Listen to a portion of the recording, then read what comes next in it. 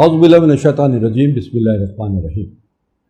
नाज़रीन, हमारा Askari TV channel आपको दिखा रहा है सेहत और ज़िंदगी और अपने आप को मुकम्मल शख्सियत की तकमील तक आप अपने आप को किस तरीके से अपनी जद्दोजहद में इस जिस्म को शामिल रख सकते हैं। हमारा मुल्क का सबसे बड़ा मसला या दुनिया भर का बहुत बड़ा मसला जो है वो शुगर भी है। आज का हमारा मौजू है शुगर। हम आपको अवेयरनेस कर देते हैं शुगर के हवाले से कि शुगर असल में है क्या चीज़, ये क्यों होती है, इसे कैसे बचा जा सकता है, और इसको अगर जिन लोगों जो शुगर के मर्ज़ में मुब्तला हो गए हैं वो अपने इस मसले से शुगर से मुकम्मल तरीके से किस तरह नबर आज़मा होकर जान छुड़ा सकते हैं। तो आइए मैं आपको एक बात बताता हूँ कि शुगर हमारे लिए कोई मसला नहीं, इससे खौफज़दा होना, इसके स्ट्रेस में रहना आपका मसले का हल नहीं है। मसले का हल है इसका मुकाबला करना, तब आप इस शुगर जैसे मोज़ी मर्ज़ से बाहर निकल सकते हैं। और मुकाबला कैसे किया जा सकता है? मुकाबला करने के लिए आपको अपनी ग़िज़ा में तब्दीली कर लानी होगी। अपनी ग़िज़ा में चीनी, चिकनाई और बेकरी की अशिया नहीं इस्तेमाल करना।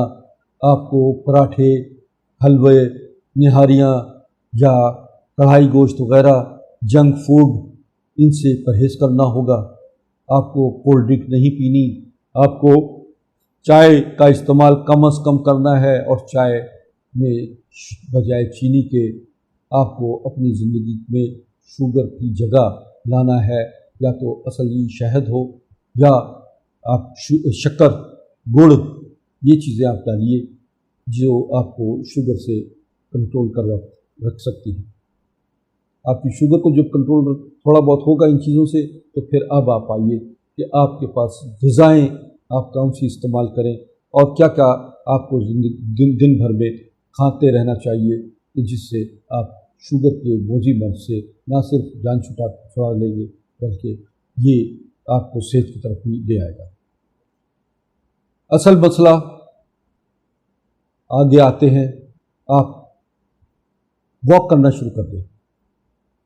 सुबह के वक्त में उठे, नीम गर्म पानी पिए। अच्छा, पानी में भी आप नीम गर्म पानी के साथ साथ इसमें 3-4 पत्ते नीम के पत्तों के डाल सकते हैं। 4-5 पत्ते जो है स्वांजना के डाल दीजिए, 2-4 पत्ते पुदीने के डाल दीजिए और उसको रात को जो है गर्म पानी में ये पत्ते भिगो दें और खौलते पानी में डाल दीजिए और ये भिगो दें। और इसके बाद जो है सुबह के वक्त में सुबह निहार पानी ये आप पी लीजिए और मज़ीद थोड़ी देर के बाद और पानी पी सकते हैं, यानी 2-3 गिलास जो है इसके ऊपर पानी पी लीजिए।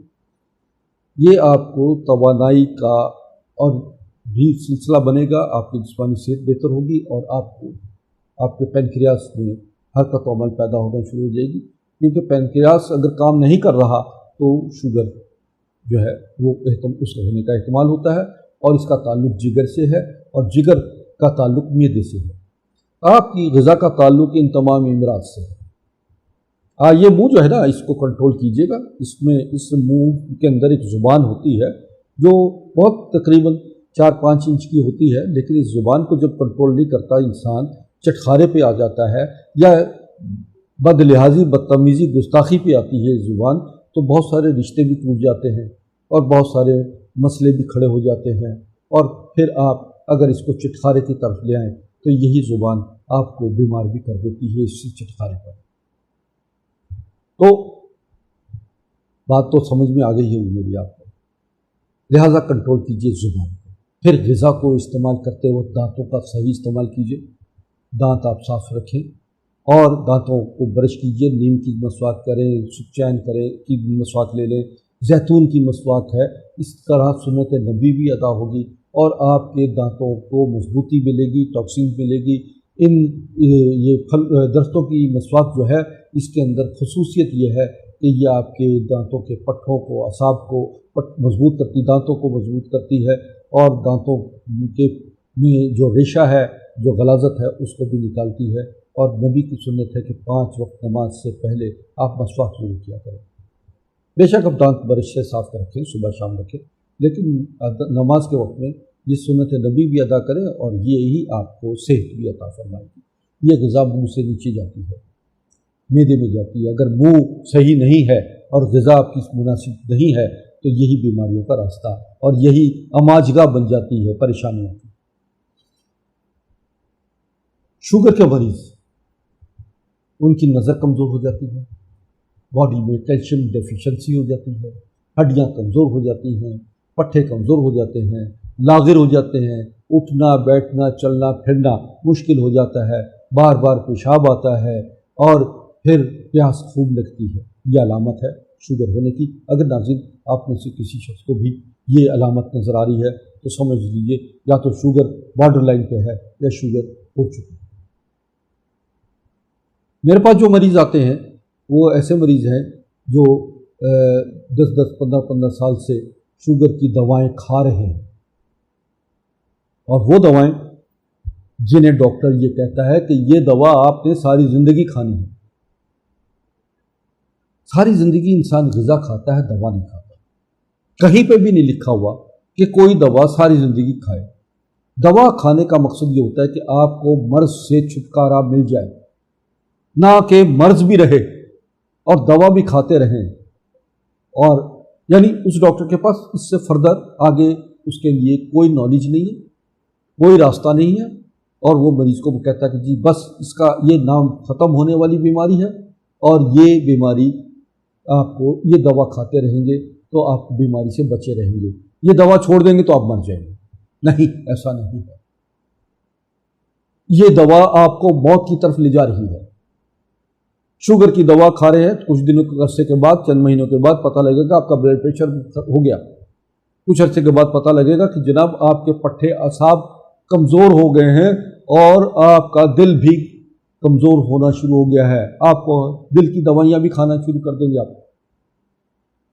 آپ بیماریوں کا گڑھ بن گئے اور آپ کی زندگی عذاب ہو گئی، آپ جنسی تعلقات سے بھی آپ کو محروم ہونا پڑا، آپ کے اندر مردانہ صلاحیت ختم ہو گئی۔ یہ شوگر بچوں میں بھی ہو رہی ہے، یہ شوگر نوجوانوں میں بھی ہے، شوگر پہلے بوڑھوں میں ہوا کرتی تھی مگر اب اس کے لیے کوئی عمر کی قید نہیں۔ آپ کا شوگر، آپ آئیے کہ جب یہ تمام علامات پیدا ہوتی ہیں تو مریض ہمارے پاس آتا ہے،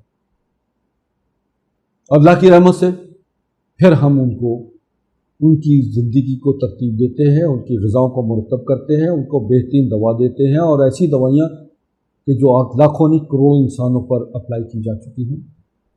شوگر کا کوئی بھی مسئلہ ہے تو میرا فون نمبر بھی چل رہے ہیں ناظرین، اس میں آپ میسیج کیجئے شوگر کے مریض، اور اپنے مرض سے متعلق باقاعدہ ویڈیو کالنگ کے ذریعے مجھ سے بات کر سکتے ہیں۔